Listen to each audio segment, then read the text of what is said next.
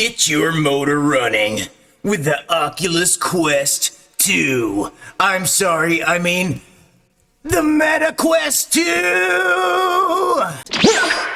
Annoyingly, they've changed the name, and now I have to call it the Meta Quest. But here she is, back in action. I wasn't using it for a long time, but I finally figured I'm gonna spend some time and figure this out. So I spent the past, like couple months, something like that, determining what it is I need to do to make this work for my setup. Because my setup is not the problem. I'm running a 3090, a 5950X, 64 gigs of RAM.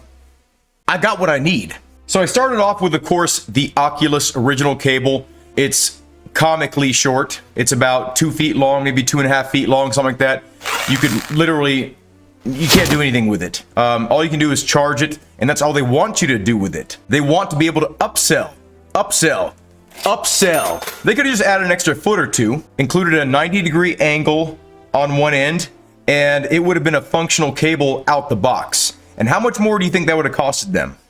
They're going to advertise, you need our $80 cable. No, you don't. So I ended up buying this cable, which is, wait, I still got more. 16 feet long with a 90-degree angle there. This one ended up not working out. For whatever reason, it just would not charge. I could have like 2.5, maybe 3 hours of runtime with this cable, with the headset in sim racing. Didn't have enough room in that tiny little cable to put the power and the data through, I guess. Anyway, 16 feet. I think I paid like $50 for this cable, and I regret it. And keep in mind, this is USB-C to USB-C. So my solution was this cable. This cable costed me, I think, $10. It's a bit stiffer. It's a thick boy, but it's still got the 90-degree angle there. And you'll notice it looks a little bit archaic on one end. I can't believe my eyes. What is that? Well, it's regular USB. I have an Asus ROG Strix B550 gaming motherboard. For whatever reason, the Type-C connection does not charge my unit. I switched to the A, and guess what? Now my headset lasts as long as I want it to. Yes, that's right. Regular USB is the solution, at least for me. So it could be for you too. $10. It might have been like $15, but still, it's a 10-foot cable, so it's $1 per foot. That's solution number one, and I'll show you the results here in a little bit. The second solution made things look so much better. So much better. You go to Oculus Debug tool, but where do you find it? So you want to go to Files, and go to this PC, and go to whatever you installed it on initially.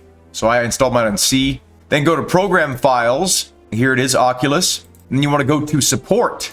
And then from here, go to Diagnostics. And there it is right there.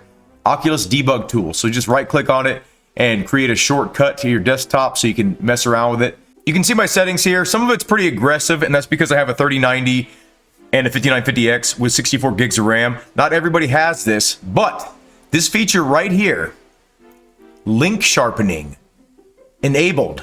Do that.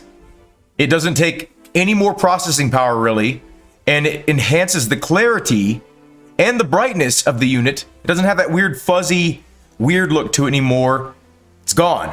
Another thing that helped me, again, this is not something that everybody will be able to do, but encode bitrate, I have it set to the maximum 500. And it's way better, way less compression going on like visually. I'm gonna show you a game that's not too graphically intensive, but it is something you can see very clearly a huge difference. But Richard Burns Rally Pro, it's an old game. I think it's like 18 years old. You can legally marry it. Okay, get rid of that. This. Aha! Yes, this is now delegated to my phone charging cable and it's not even good for that. It's too short for that. I will put a link to this cable in the description. This is a Kiwi cable. You can get it on Amazon. Okay, so we're gonna put the headset on, and you can see that we went straight to Steam VR. Now, the reason why I did this is because I have an application called Oculus Killer. So it kills all of the unnecessary Oculus functions, and it takes you straight to Steam VR. So if you're like me and you don't use anything on the Oculus store for PC VR and you use Steam VR mostly, 100% recommended. That also gives you more performance. I think it saves like 300 megabytes of data, that's not being transferred back and forth constantly. So it will take a load off your fanny. So if you take a look at that muscle man right there, He looks like he has muscle in his wrists. So now let me turn link sharpening off. Who is that? Who's behind those Foster Grants? You can't see the texture of the road very much. I mean, I'd say it's a little bit more natural looking. It's not so harsh, like the edges aren't super, but it's so soft looking. How are you gonna penetrate the stage? Let's turn link sharpening on. But look at the difference in the road. Look at Dolph Lundgren and the Ghostbusters guy over there. You can actually recognize them. The rocks on the road, you can see texture on the road. Like if I get out of the car and I look around, you look at the road. I mean, you can see the rocks in the road.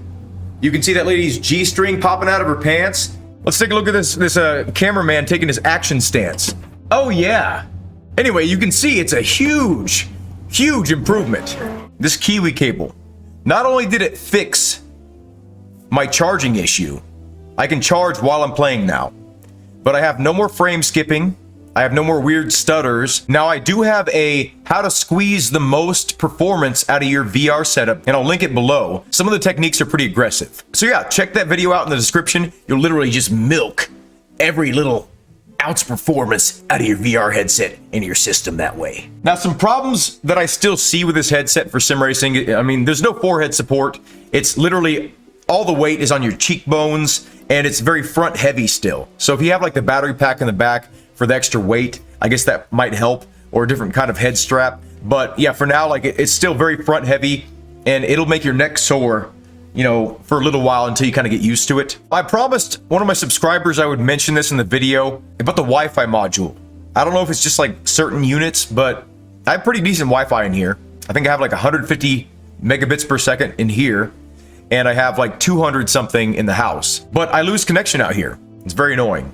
It's still pretty annoying to connect to PC. Like there's a lot of steps, and it feels unnecessary. I feel like I should just be able to plug it in and have it work. And I can't wait till they figure out how to make hand tracking work with the PC VR stuff. I don't know if they're ever gonna do that, but I absolutely hate searching for my damn controller or having the battery die. So anyway, I hope this video helped you out in some ways. Have a good day. Thank you all for watching, and I hope to see you in a future video.